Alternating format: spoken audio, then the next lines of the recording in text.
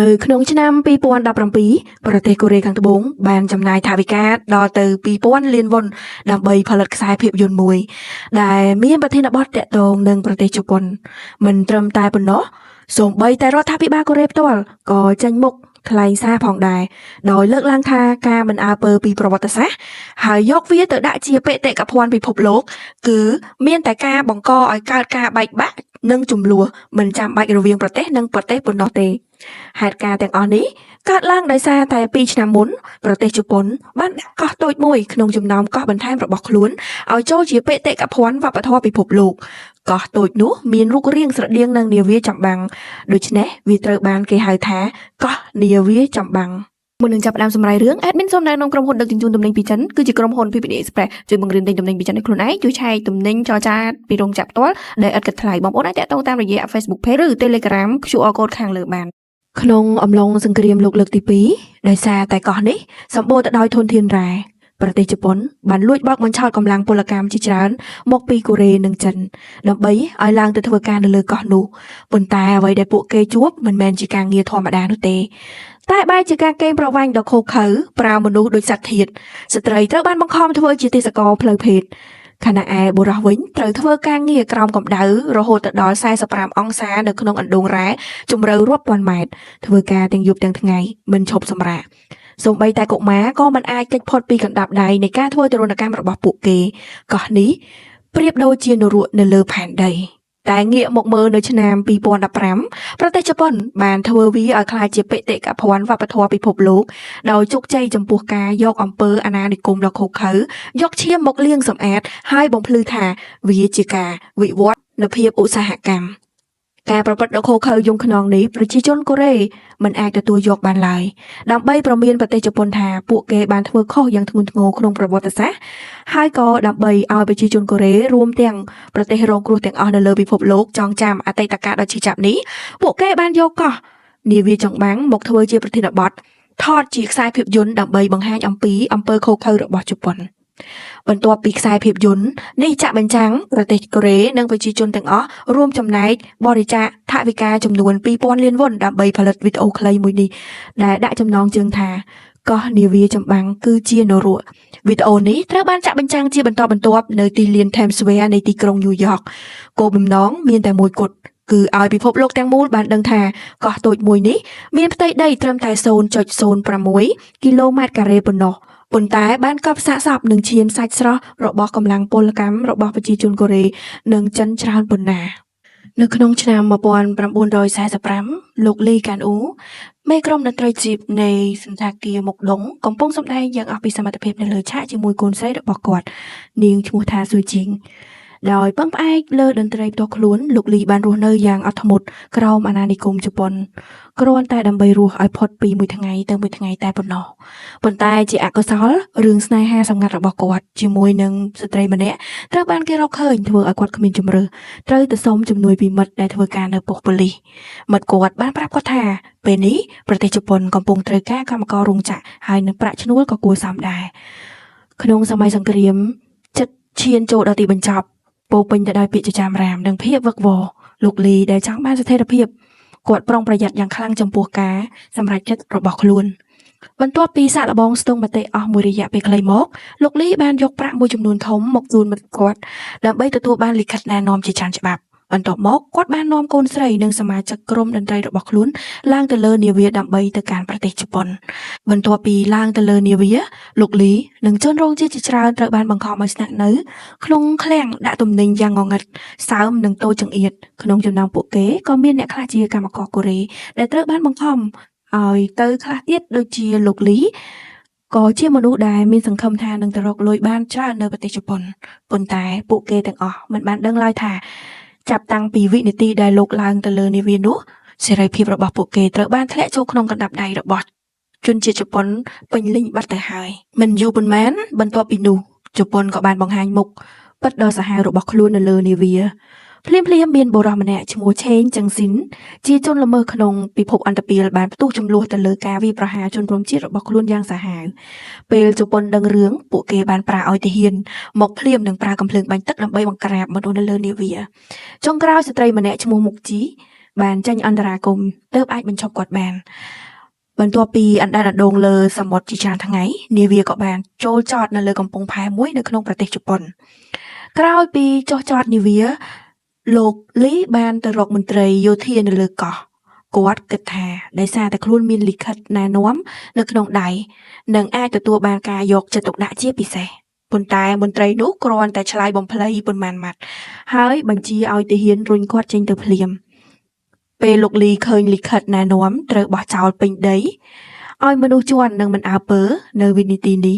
ទើបគាត់ដឹងនឹងយល់ច្បាស់រឿងទាំងអស់នេះគឺជាការបោកបញ្ឆោតបន្ទាប់ពីផ្ទេរជាច្រើនដំណាក់កាលពីកោះមួយទៅកោះមួយពេលនោះដែរកោះមួយដែលមានរាងស្រដៀងនឹងនាវាចម្បាំងបានលេចឡើងពីអាប់ក្រាស់នៅមុខមនុស្សទាំងអស់គ្នា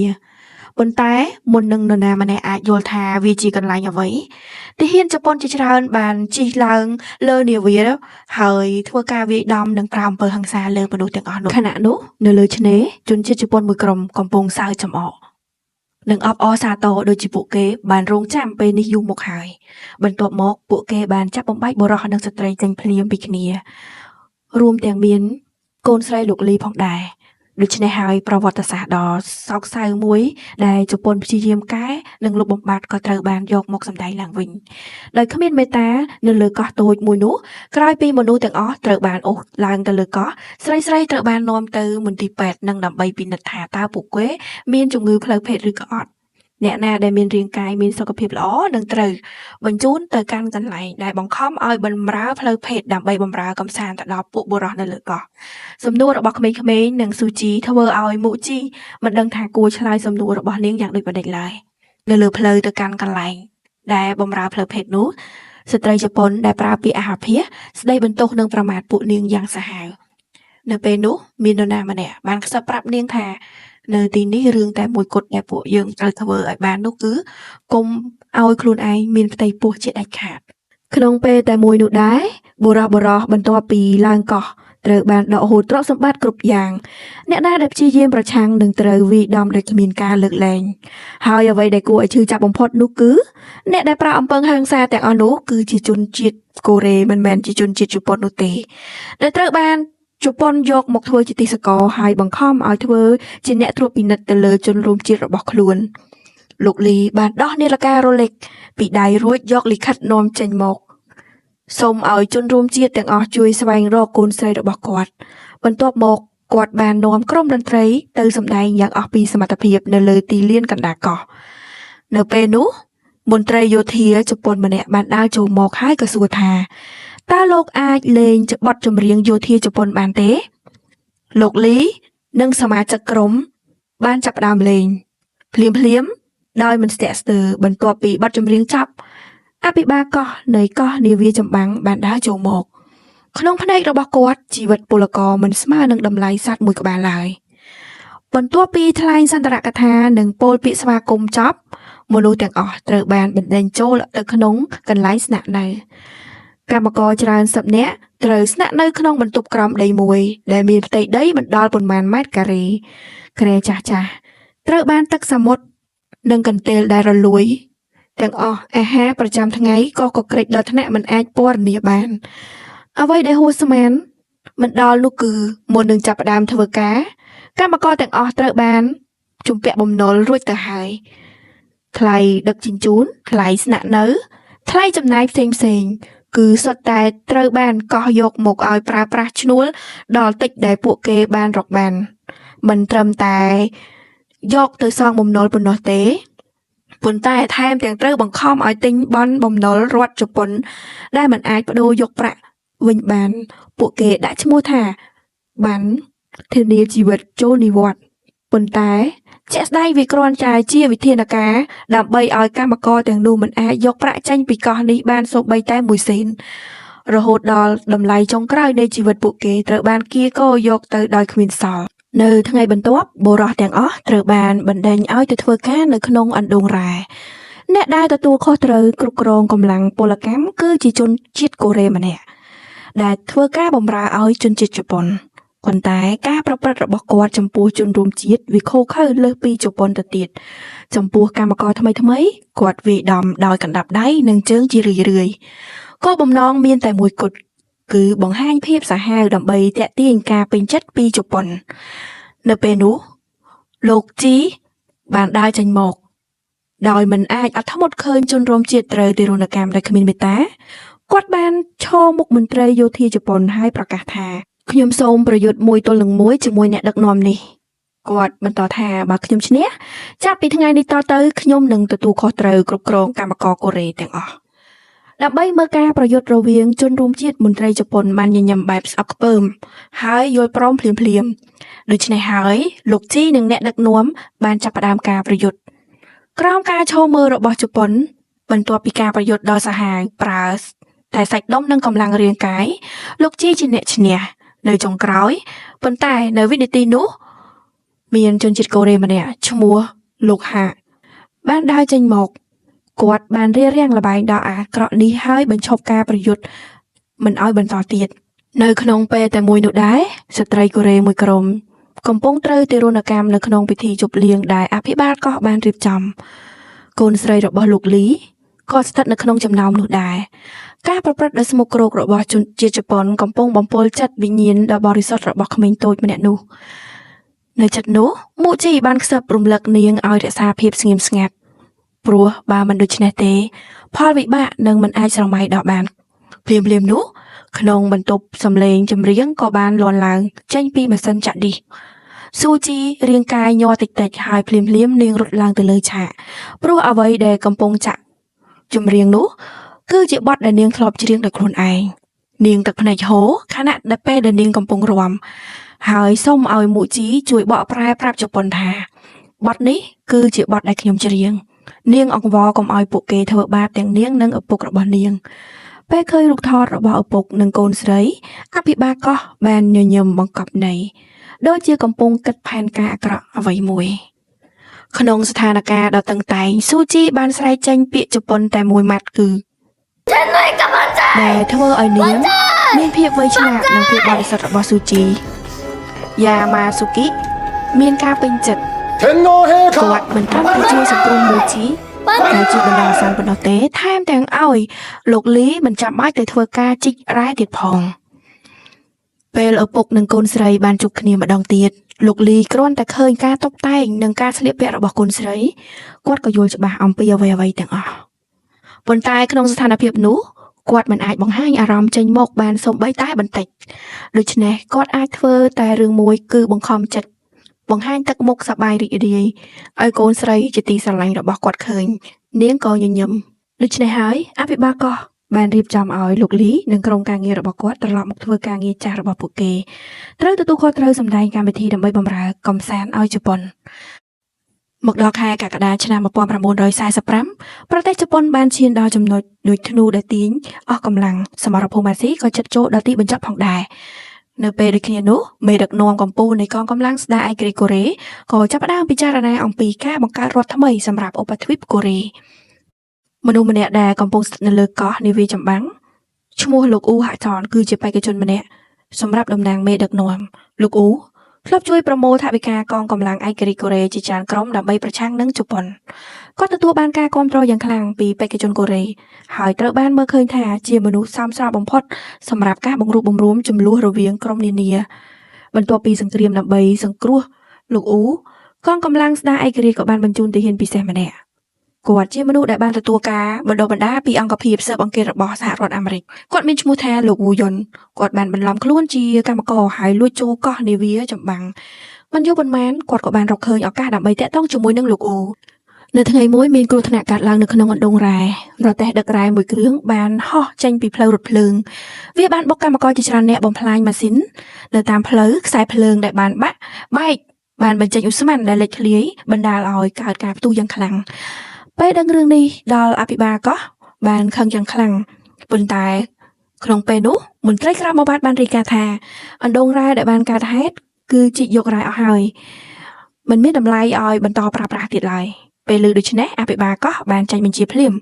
ឲ្យទៅបំផ្ទុះច្រកចូលអណ្ដូងរ៉ែនោះដើម្បីបញ្ឈប់មិនឲ្យមានអគ្គិភ័យរីករាលដាលបន្តទៀតបន្ទាប់ពីបំផ្ទុះច្រក ចូលអណ្ដូងរ៉ែរួចអភិបាលកោះទើបតែដឹងថាថ្ងៃនេះលោកអ៊ូក៏កំពុងធ្វើការនៅក្នុងអណ្ដូងរ៉ែនោះដែរសម្រាប់គាត់ជនជាតិកូរ៉េផ្សេងៗមិនអាចមានតម្លៃអ្វីឡើយប៉ុន្តែលោកអ៊ូគឺជាករណីលើកលែងប្រសិនបើលោកអ៊ូស្លាប់ជនជាតិកូរ៉េទាំងអស់នៅលើកោះនឹងផ្ទុះការបះបោរហើយផលវិបាកនឹងមិនអាចស្រមៃដល់ដូច្នេះអភិបាលកោះបានចេញបញ្ជាភ្លាមៗមិនថាតម្លៃប៉ុន្មានក៏ដោយត្រូវតែសង្គ្រោះលោកអ៊ូឲ្យបានជោគជ័យនៅក្នុងអណ្ដូងរ៉ែមនុស្សទាំងអស់កំពុងតែប្រឹងប្រែងសង្គ្រោះជីវិតខ្លួនឯងអស់ពីសមត្ថភាពនៅពេលនោះវូយុនបានផ្ដល់យោបល់មួយគាត់ស្នើឲ្យប្រើគ្រាប់ផ្ទុះដើម្បីបញ្ឆេះអ៊ូស្មានបំផ្ទុះច្រកចេញអណ្ដូងពួកគេបានយកម៉ាស៊ីនខួងអគ្គិសនីទៅខួងស្រទាប់អ៊ូស្មាននៅជិតច្រកចេញវូយុនជាអ្នកទទួលខុសត្រូវដាក់គ្រាប់ផ្ទុះនៅវិនាទីដែលគាត់ជាគ្រាប់ផ្ទុះហើយបោះអំពូលភ្លើងចូលទៅក្នុងនៅខាងក្រៅកម្មករផ្សេងៗបានចាប់ខ្សែទាញគាត់ចេញពីអណ្ដូងយ៉ាងរហ័សវិនាទីនោះគឺជាការប្រកួតរវាងជីវិតនិងការស្លាប់ទោះបីជាអាចសង្គ្រោះជីវិតខ្លួនឯងបានប៉ុន្តែក្នុងគ្រោះមហន្តរាយលើកនេះក៏មានជនជាតិកូរ៉េស្លាប់ជាច្រើនអ្នកដែរនៅក្នុងមន្ទីរពេទ្យកម្មករជាច្រើនបានមកសួរសុខទុក្ខនិងលួងលោមគាត់លោកអ៊ូបាននិយាយយ៉ាងម៉ឺងម៉ាត់ថាខ្ញុំនឹងធ្វើអ្វីៗគ្រប់យ៉ាងដើម្បីឲ្យអ្នកដែលបានស្លាប់ទទួលបានសំណងដែលពួកគេគួរតែទទួលបានពាក្យសម្ដីរបស់គាត់បានធ្វើឲ្យមនុស្សជុំវិញស្រែកហូសរសើរគាត់ម្ដងហើយម្ដងទៀតក្នុងនាមជាអ្នកដឹកនាំរបស់ពួកគេប៉ុន្តែគ្រោះថ្នាក់អណ្ដូងរ៉ែលើកនេះបានធ្វើឲ្យមេដឹកនាំជប៉ុនចាប់ផ្ដើមមិនពេញចិត្តចំពោះអភិបាលកោះហើយគាត់ដឹងច្បាស់ថាមេរបស់គាត់មានចំណង់ចំណូលចិត្តពិសេសមួយដើម្បីការពារខ្លួននិងរកផ្លូវរួចខ្លួនគាត់បានបង្វែរកំណត់ទៅលើស៊ូជីបន្ទាប់មកគាត់បានទៅជួបលោកលីហើយនិយាយថាខ្ញុំមានគម្រោងនឹងយកស៊ូជីទៅចិញ្ចឹមជាកូនរបស់មេរបស់ខ្ញុំលោកលីទោះបីជាចង់បដិសេធយ៉ាងណាក៏ដោយគាត់គ្មានសិទ្ធិឬលក្ខខណ្ឌឲ្យចរចាឡើយបើមិនអនុវត្តតាមចិត្តជប៉ុនប្រហែលជាទាំងកូននិងគាត់គឺមិនអាចផុតពីគ្រោះមហន្តរាយនេះបានទេក្នុងក្រោយគាត់អាចធ្វើបានត្រឹមតែសម្រាប់ខ្លួនហើយគាត់ក៏គិតថាយ៉ាងហោចណាស់ក៏ល្អប្រសើរជាងបញ្ជូនកូនស្រីទៅក្នុងកន្លែងបម្រើផ្លូវភេទដែរដូច្នេះលោកលីបានបង្ខំចិត្តទទួលយកសំណើរបស់អភិបាលកោះហើយគិតថាយកពេលវេលារួចខ្លួនមួយគ្រាសិនចាំស្វែងរកដំណោះស្រាយនៅពេលក្រោយបន្ទាប់ពីគ្រោះថ្នាក់អណ្ដូងរ៉ែជប៉ុនក៏ចាប់ផ្ដើមដឹងថាលោកជីមិនមានសមត្ថភាពគ្រប់គ្រងជនជាតិកូរ៉េតាមដែលពួកគេចង់បាននោះឡើយដូច្នេះអ្នកដឹកនាំចាស់ដែលធ្លាប់ត្រូវបណ្តេញចេញត្រូវបានកោះហៅត្រឡប់មកវិញដើម្បីជំនួសតំណែងរបស់លោកជីអ្នកដឹកនាំនោះកាន់សម្បត្តិចូលកន្លែងដែលទុកស្រីបម្រើផ្លូវភេទតែអនុប្រធានកោះក៏ឲ្យនាំបងប្អូនពួកគាត់ត្រឡប់ទៅជួបគាត់នឹងផឹកស្រាក្នុងពេលនោះពួកគេបានជួបជនជាតិជប៉ុនម្នាក់ដែលកំពុងប្រើប្រាស់អំពើហិង្សាលើមុជីដោយមិនស្ទាក់ស្ទើរលោកជីបានចូលទៅអន្តរាគមន៍និងជួយសង្គ្រោះមុជីចេញពីដៃជប៉ុនបន្ទាប់មកពួកគេទាំងពីរបានឡើងទៅជាន់ខាងលើមុជីគិតថាលោកជីនឹងបង្ខំនាងឲ្យបម្រើគាត់ប៉ុន្តែអ្វីដែលគាត់ចង់បានគឺមិនមែនបែបនេះឡើយគាត់គ្រាន់តែចង់ឲ្យមានពេលវេលានៅសម្រាប់ចិត្តធូរជាងនេះបន្តិចលោកជីបានសួរទៅនាងថាហេតុអ្វីបានជានាងមិនសូមជំនួយពីជនជាតិកូរ៉េមុជីឆ្លើយដោយសំឡេងឈឺចាប់ថាខ្ញុំតែងតែត្រូវជនជាតិកូរ៉េបោកបញ្ឆោតម្ដងហើយម្ដងទៀតនាងបានប្រាប់ថាមានពេលមួយនោះនាងត្រូវបានជនរួមជាតិបោកបញ្ឆោតទៅកាន់ស្ថានីយជប៉ុននៅប្រទេសចិននៅទីនោះនាងបានឃើញស្ត្រីជាច្រើនត្រូវបានជប៉ុនចងដាក់នៅលើគ្រែហើយធ្វើទរណកម្មរហូតទៅដល់ស្លាប់ដើម្បីគេចផុតពីទរណកម្មនេះនាងបានជ្រើសរើសការលេបថ្នាំសម្លាប់ខ្លួនប៉ុន្តែនាងត្រូវបានគ្រូពេទ្យយោធាជប៉ុនជួយសង្គ្រោះទាន់ពេលនិងទុកឲ្យនាងរស់នៅបន្តទទួលភាពវេទនាបែបនេះនៅជ្រុងម្ខាងទៀតវូយុនបានជួបជាមួយនឹងលោកអ៊ូហើយបង្ហាញអត្តសញ្ញាណពិតរបស់ខ្លួនបន្ទាប់ពីនោះមកមនុស្សទាំងអស់បានចាប់ផ្ដើមរៀបចំផែនការគេចខ្លួនចេញពីកោះនោះលោកអ៊ូបាននិយាយថាពេលនេះពួកគេចាំបាច់ត្រូវតែមានម៉ាស៊ីនមួយដែលអាចតាក់ទងទៅពិភពខាងក្រៅបាននិងកំណត់ពេលវេលាសម្រាប់ការជួយសង្គ្រោះឲ្យបានច្បាស់ប៉ុន្តែមនុស្សតែមួយគត់ដែលអាចយកសោបន្ទុកនោះបានគឺមានតែលោកលីតែពេលនេះទំនាក់ទំនងល្អជាមួយជប៉ុនពួកគេបានទៅសុំជំនួយពីលោកលីនិងសន្យាផ្ដល់ប្រាក់រង្វាន់យ៉ាងច្រើនដើម្បីឲ្យគាត់ជួយយកសោប៉ុន្តែលោកលីបាននិយាយថាខ្ញុំមិនត្រូវការអីនោះទេអ្វីដែលខ្ញុំត្រូវការគឺត្រូវឲ្យអ្នកទាំងអស់គ្នានាំខ្ញុំចេញ ពីទីនេះជាមួយនឹងកូនស្រីផងដែរដោយសារតែត្រូវការសោចាក់នៅក្នុងស្ថានភាពនោះវូយុនគ្មានជំរើសផ្សេងត្រូវបង្ខំចិត្តទទួលយកលក្ខខណ្ឌរបស់លោកលីនៅថ្ងៃបន្ទាប់លោកលីបានយកបារីពីរបីដើមហើយទៅសុំសហការជាមួយនឹងជាងសោបន្ទាប់មកនៅពេលសម្រាប់ពីការងារពួកគេបានលួចកាត់យកខ្សែហ្វាល់រឿងពេលដល់ម៉ោងបន្ទប់ដែលត្រូវបិទចិត្តនោះគាត់បានផ្លុំម្សៅចូលទៅក្នុងរុនសោដើម្បីកំណត់សោឲ្យបានត្រឹមត្រូវបន្ទាប់ពីនោះពួកគាត់បានប្រើរូបភាពបន្លំការយកចិត្តទុកដាក់របស់អ្នកយាមជប៉ុនរួចក៏យកសោទៅកម្ដៅដើម្បីឲ្យបានជាពុំគំរូលើហ្វាល់រឿងនោះឯងចុងក្រោយគាត់បានយកគំរូនោះទៅឲ្យជាងសោបន្ទាប់ពីជំហានជាច្រើនដល់លំបាកសោក៏បានចម្លងបានជោគជ័យយប់មួយនោះមានភ្លៀងវូយុនបានលួចចូលទៅក្នុងបន្ទប់នោះដោយគ្មានអ្វីកាត់ឡើងគាត់ក៏បានទំនាក់ទំនងជាមួយនឹងអង្គការហើយពេលនោះអង្គការក៏សួរគាត់ថាតើមានមនុស្សប៉ុន្មានអ្នកនឹងចាក់ចេញវូយុនឆ្លើយទាំងស្ទាក់ស្ទើរនៅពេលគាត់កំពុងរៀបចំចេញភ្លាមនោះគាត់ក៏បានឃើញទូដែកមួយបន្ទាប់មកគាត់ក៏ចាក់ចេញភ្លាមនៅពេលយប់បន្ទាប់វូយុនបានដាស់លោកអ៊ូពីការគេងដើម្បីចាប់ផ្ដើមការរត់គេចបន្ទាប់ពីដោះស្រាយចាត់ការទាហានជប៉ុននៅតាមផ្លូវរួចវូយុនបាននាំលោកអ៊ូទៅដល់ឃ្លាំងមួយប៉ុន្តែគ្រប់យ៉ាងត្រូវបានលោកលីមើលឃើញនៅវិនាទីនោះគាត់បានដឹងខ្លួនថាត្រូវបានជនរួមជួតបោកបញ្ឆោតម្ដងទៀតគាត់ក៏បានហៅកូនស្រីឲ្យទៅតាមគាត់ដោយស្ងៀមស្ងាត់នៅក្នុងឃ្លាំងវូយុនមិនបានរត់គេចភ្លាមទេប៉ុន្តែគាត់បានយកសៀវភៅគណនេយ្យដែលរកឃើញនៅក្នុងទូសុវត្ថិភាពនោះចេញមកបង្ហាញនៅមុខលោកអ៊ូដោយសារសមត្ថភាពរបស់ភ្នាក់ងារវូយុនបានយល់ភ្លាមអំពីរឿងគ្រប់យ៉ាងជីវិតរបស់កម្មករទុកវេទនាដល់ថ្នាក់នេះប៉ុន្តែមិនដែលមានការបះបោរអ្វីសោះរត់គេចលើកណាតែងតែបរាជ័យមូលហេតុពិតគឺដោយសារលោកអ៊ូបានក្លាយជាអ្នកបម្រើរបស់ជប៉ុនតាំងពីយូរមកហើយលោកអ៊ូបានព្យាយាមប្រកែកដោយអះអាងថានេះគឺជាកលល្បិចបំបែករបស់អភិបាល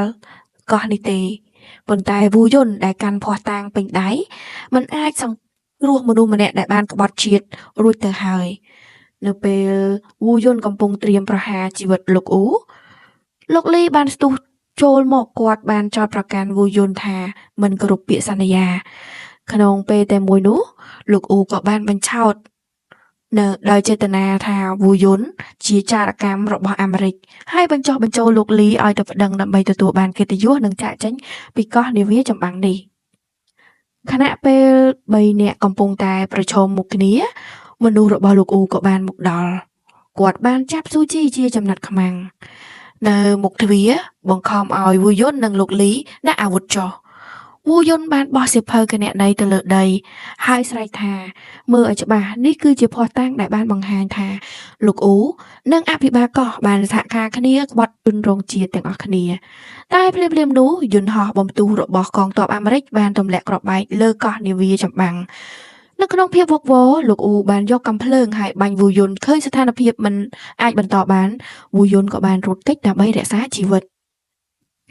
លោកលីបានឆ្លៀតយកសៀវភៅគណនេយ្យហើយលាក់ខ្លួនដើម្បីការពារអាថ៌កំបាំងរបស់ខ្លួនលោកអ៊ូបានបាញ់សម្លាប់មនុស្សជិតខ្លួនរបស់គាត់ដោយមិនភ្លេចភ្នែកសូម្បីតែបន្តិចនៅពេលនោះប្រជាជននៅលើកោះបានព្យាយាមរត់គេចដោយអស់ពីសមត្ថភាពរត់រលានដ្ឋានការពារអាកាសប៉ុន្តែទាហានជប៉ុនបានបិទបាំងយ៉ាងតឹងរឹងនិងអនុញ្ញាតឲ្យតែជនជាតិជប៉ុនចេញតែប៉ុណ្ណោះជនជាតិកូរ៉េដែលព្យាយាមបង្ខំសម្រុកចូលទៅបាញ់សម្លាប់ភ្លាមដូច្នេះ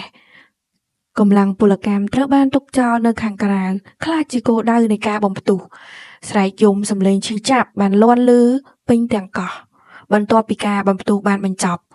លោកអ៊ូបានរត់រកលោកលីទូទាំងកោះរហូតដល់មាននរណាម្នាក់និយាយថាឃើញសាកសពរបស់លោកលីនៅពេលនោះលោកអ៊ូក៏បានដកដង្ហើមដោយស្ងប់ចិត្តក្នុងការបំផ្ទុះលើកនេះអភិបាលកោះ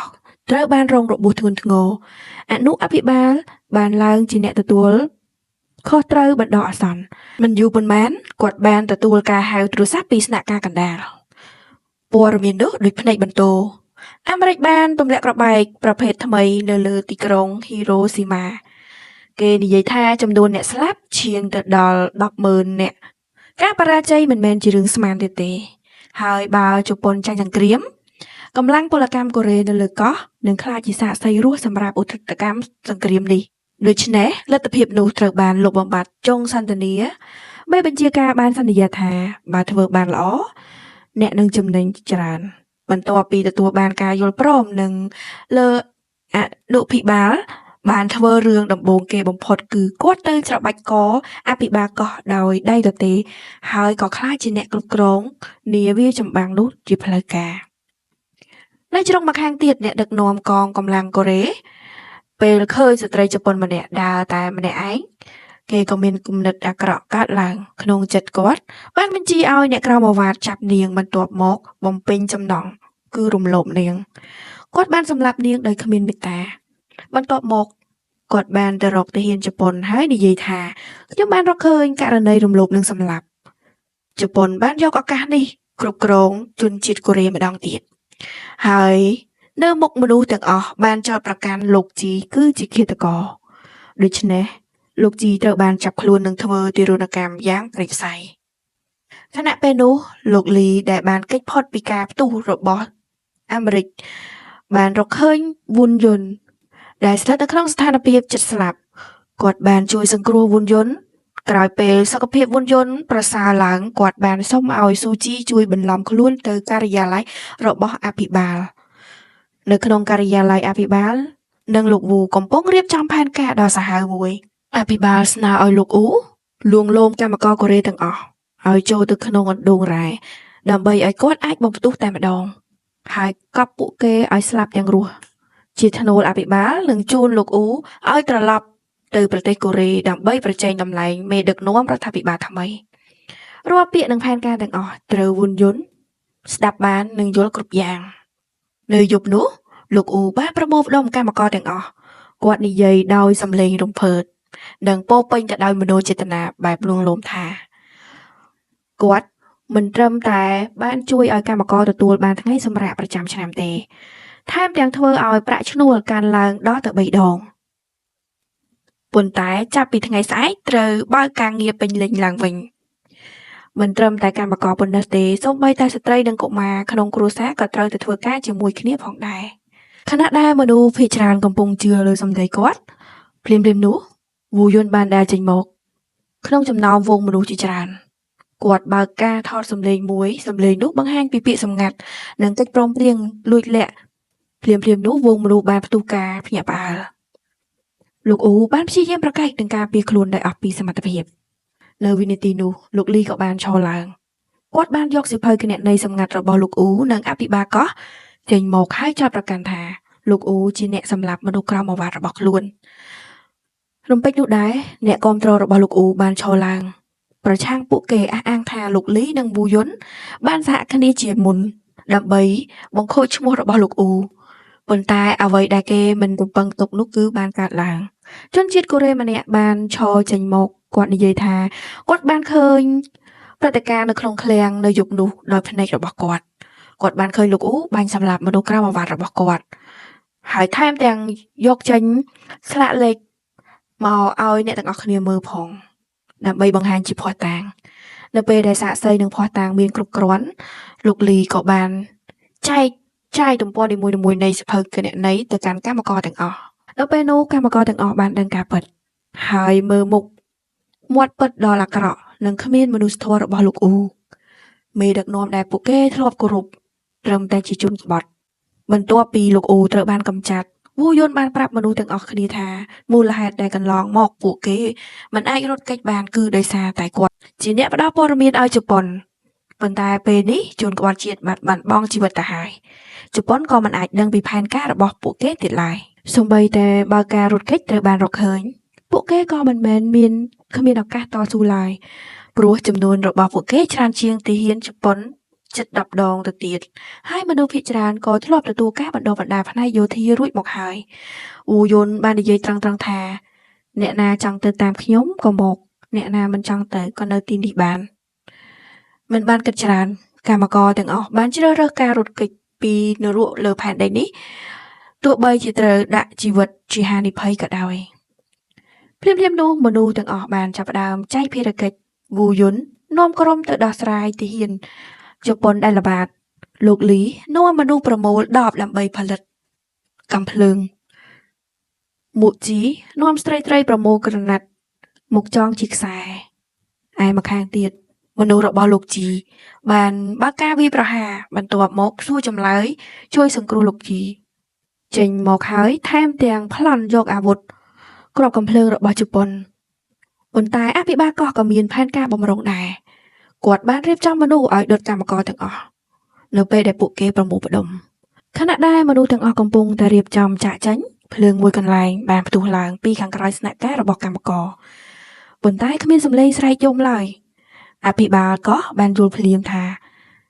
មានអ្វីមិនប្រក្រតីក្នុងពេលតែមួយទាហានល្បាត2នាក់ក៏បានសង្កេតឃើញភាពមិនធម្មតាមិនយូរប៉ុន្មានទាហានជប៉ុនជាច្រើនបានបើកការវាយប្រហារទៅលើនាវាដឹកថ្មនៅពេលនោះមុជីបានរកឃើញលោកជីហើយប្រាប់គាត់ថាឲ្យដកថយជាមួយគ្នាលោកជីមិនជឿថាមនុស្សច្រើនបែបនេះអាចរត់គេចដោយសុវត្ថិភាពទេប៉ុន្តែគាត់ទ្រាំមិនបាននឹងការឈ្លានពានជប៉ុនទៀតឡើយគាត់ក៏សម្រេចចិត្តនៅខាងក្រៅដើម្បីបិទផ្លូវត្រៀមប្រយុទ្ធទល់មុខជាមួយនឹងជប៉ុនហើយគ្រប់ជ្រុងជ្រោយនឹងការដកថយរបស់មនុស្សទាំងអស់ក្រោមកំភ្លើងរបស់ជប៉ុនកម្មករបានរត់វឹកវរវូយុននាំមនុស្សប្រើ10កំភ្លើងនិងកញ្ចក់គ្រប់ទោះដើម្បីទប់ស្កាត់ការវាយលុករបស់ជប៉ុនហើយធ្វើការដកថយមានពេលវេលាតាមនឹងជាក់ស្ដែងប៉ុន្តែដោយសារតែការភ័យខ្លាចកម្មករទាំងអស់បានរត់ប្រជ្រៀតឡើងទៅលើថ្មស្ពាននោះទម្ងន់ធ្ងន់ទ្រាំមនុស្សមិនបានក៏បានបាត់ពាក់កណ្ដាលតែម្ដងវិនាទីនោះមនុស្សទាំងអស់បានដួលហើយឈានដល់ការអស់សង្ឃឹមប៉ុន្តែលោកលីបានឈរចេញមកមិនខ្វល់កាំភ្លើងនឹងគ្រាប់បែកទេគាត់បានប្រើកម្លាំងទាំងអស់ដើម្បីលើកស្ពានដែលបាក់ពួកគេទាំងអស់គ្នាបានឃើញភាពក្លាហានរបស់គាត់និងចេញមកជួយទាំងអស់គ្នាបន្ទាប់មកលោកលីបានរត់ទៅយកទង់ជាតិយោធាជប៉ុនគាត់បានហែកវាជាពីរហើយចងទៅលើស្ពានដឹកថ្មដើម្បីបន្តរត់គេចទោះបីជាត្រូវប្រើសញ្ញាសត្រូវក៏ដោយនៅជ្រុងម្ខាងទៀតលោកជីបាននាំបងប្អូនមកទប់ស្កាត់ជាមួយនឹងទាហានជប៉ុនមួយក្រុមមុជីត្រូវបានអ្នកដឹកនាំកម្លាំងពលកម្មវាយប្រហារខាងក្រោយមើលឃើញបងប្អូនរបស់ខ្លួនដួលស្លាប់ម្នាក់ម្ដងភ្លើងកំហឹងក្នុងចិត្តរបស់លោកជីបានផ្ទុះឡើងដល់កម្រិតកំពូលគាត់បានវាយប្រហារអ្នកដឹកនាំនោះដោយពេញមួយទំហឹងនៅចុងក្រោយបាតដៃទទេរបស់គាត់បានចាប់បំបាក់រាងកាយរបស់គាត់ឡើងពាក់កណ្ដាលបន្ទាប់ពីបញ្ចប់អ្វីទាំងអស់គាត់ក៏បានដើរមកក្បែរមុជីមនុស្ស2នាក់ដែលតាំងពីដើមមកពោពេញទៅដោយការសង្ស័យមិនដឹងថាជាមិត្តភាពឬក៏ជាសត្រូវតែពេលនេះដើរមកដល់ផ្លូវចុងបញ្ចប់ចុងក្រោយក៏សម្រេចចិត្តគិតថានឹងស្នាក់នៅលើកោះនេះជារៀងរហូតខណៈពេលនោះលោកលីកំពុងការពារកូនស្រីរបស់ខ្លួនគាត់ត្រូវអភិបាលកោះបាញ់ដួលស៊ូជីក៏ខ្លាចជាចំណាត់ខ្មាំងក្នុងដៃសត្រូវនៅវិនាទីដ៏គ្រោះថ្នាក់នោះវូយុនបានយកកំណាត់ថ្មបោះទៅបុកក្បាលជាមួយនឹងអភិបាលកោះស៊ូជីក៏ជួយឱកាសយកតោះធ្វើពីដីមកទៅប៉ះជាមួយនឹងអភិបាលកោះនោះស្មារតីរបស់ទាហានជប៉ុនក៏រីកទៅតាមដែរ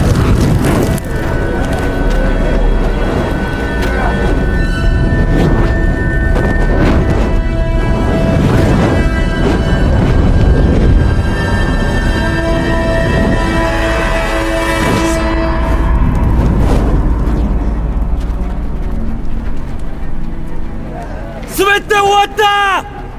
ចុងក្រោយកងកម្លាំងពលកម្មបានឡើងលើនាវាត្រឡប់ទៅផ្ទះលោកលីដែលស្ថិតនៅក្នុងសភាពជិតស្លាប់គាត់បានយកស៊ូជីផ្ដល់ឲ្យវូយុនមើលថែបន្ត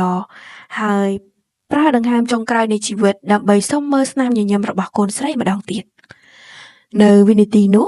យន្តហោះទម្លាក់គ្រាប់បែករបស់អាមេរិក3គ្រឿងបានហោះកាត់មេឃគោលដៅរបស់ពួកគេគឺទៅទីក្រុង Nagasaki ជាមួយនឹងសម្លេងដល់ក៏ក្រើកមេឃពពកផ្សែងពាសពេញមេឃនឹងបានផ្ទុះនៅលើដែនដីជប៉ុនថ្ងៃនោះគឺជាថ្ងៃទី9ខែសីហាឆ្នាំ1945 មកដល់សប្តាហ៍ថ្ងៃនេះតើមាននរណាម្នាក់ចងចាំកោះនាវាចម្បាំងនោះដែលស្ថិតមិនឆ្ងាយពី Nagasaki កន្លែងដែលបានកប់ជីវិតកម្មករចិននិងកូរ៉េរាប់បណ្ដោះដើម្បីលាក់បាំងឧក្រិដ្ឋកម្មសង្គ្រាមរបស់ខ្លួននៅឆ្នាំ2009ជប៉ុនបានដាក់ពាក្យទៅកាន់អង្គការសហប្រជាជាតិស្នើសូមឲ្យកោះដែលពោរពេញទៅដោយឈាមនិងអំពើបាបនេះក្លាយជាបេតិកភណ្ឌវប្បធម៌ពិភពលោកហើយបង្ហាញវាជាសំណង់នៃបដិវត្តន៍ឧស្សាហកម្មសម័យមេជីចំពោះកម្មករដែលបានស្លាប់ក្នុងសង្គ្រាមពួកគេគ្រាន់តែលើកឡើងបែបលាក់លៀមហើយរំលងទៅបន្ទាប់ពីការដាក់បេតិកភណ្ឌជោគជ័យនៅក្នុងឆ្នាំ2015សាធារណរដ្ឋកូរ៉េបានផ្ទុះកំហឹងអ្នកសារព័ត៌មានបានទៅស្រាវជ្រាវនៅលើកោះនាវាចម្បាំងហើយរកឃើញថាទាំងក្នុងស្លាកពណ៌នានិងការណែនាំនៅទីនោះស្ទើរតែមិនមានព័ត៌មានអំពីជនរងគ្រោះទាល់តែសោះបេតិកភណ្ឌពិភពលោកដែលមានឈាមជ្រាបចូលនោះត្រូវបានលាក់បាំងប្រវត្តិដោយចេតនាប៉ុន្តែការពិតមិនគួរត្រូវបានបំភ្លេចហើយក៏មិនគួរត្រូវបានកប់បាំងដោយចេតនាបែបនេះទេប្រហែលជាពួកគេនឹងមិនដែលទទួលស្គាល់អំពើអាក្រក់របស់ខ្លួនជារៀងរហូតប្រហែលជារលកសមុទ្រនឹងលាងស្នាមឈាមដែលនៅសល់ឲ្យរលាយប៉ុន្តែសំឡេងវិញ្ញាណរាប់មិនអស់នៅលើកោះនោះនៅតែស្រែករំលឹកពួកយើងមិនដែលស្ងប់ប្រទេសអាចសុខសន្តិភាពបានប៉ុន្តែប្រវត្តិសាស្ត្រមិនអាចបំភ្លេចបានឡើយនៅវគ្គចុងក្រោយពីអាថ៌កំបាំងនៃការក្បត់របស់លោកអ៊ូត្រូវបានកម្មករកូរ៉េបានរួបរวมគ្នាបះបោរប្រយុទ្ធប្រឆាំងទាហានជប៉ុននិងការរៀបចំរថគេចចេញពីកោះនាវាចម្បាំងអ៊ូយុនដឹកនាំការបះបោរនិងគ្រប់គ្រងដើម្បីគេចឲ្យគ្រប់ផ្លូវ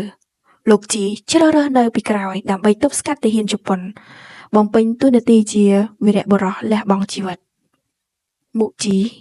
ក៏សម្រេចចិត្តស្លាប់នៅលើកោះនោះបញ្ចប់ជីវិតរបស់នាងជាមួយនឹងការតស៊ូក្នុងភាពចលាចលលោកលីរងរបួសធ្ងន់ខណៈពេលដែលកូនស្រីស៊ូជីមុនស្លាប់គាត់បានផ្ញើកូនស្រីទៅឲ្យវូយុនមើលថែបន្តហើយសូមមើលស្នាមញញឹមរបស់នាងជាលើកចុងក្រោយនេះជាវគ្គបិទបញ្ចប់ដោយសោកស្ដាយបំផុតចុងក្រោយកម្មករច្រើនអ្នកអាចឡើងលើនាវាត្រឡប់ទៅផ្ទះបានខណៈឯយន្តហោះអាមេរិកហោះឆ្លងកាត់មេឃទៅកាន់ទីក្រុង Nagasaki នៅថ្ងៃទី9ខែសីហាឆ្នាំ1945បង្ហាញថាសង្គ្រាមកំពុងឈានដល់ទីបញ្ចប់រឿងនេះបិទបញ្ចប់ដោយការរំលឹកយ៉ាងច្បាស់ថាប្រវត្តិសាស្ត្រដែលពោរពេញទៅដោយឈាមនៃកោះនាវាចម្បាំងមិនគួរត្រូវបានលាក់បាំងហើយក៏មិនអាចត្រូវបានបំភ្លេចទោះបីជាពេលវេលាកន្លងផុតយូរប៉ុណ្ណាក៏ដោយសូមអរគុណដែលបានតាមដានរឿងនេះរហូតដល់ចប់ប្រវត្តិសាស្ត្រអាចឈឺចាប់និងពិបាកទទួលយកប៉ុន្តែការចងចាំវាមិនមែនដើម្បីបង្កការស្អប់គឺដើម្បីឲ្យពិភពលោកមិនធ្វើកំហុសដដែលម្ដងទៀតហើយវាជាហេតុផលដែលយើងមិនគួរបំភ្លេចប្រវត្តិសាស្ត្រ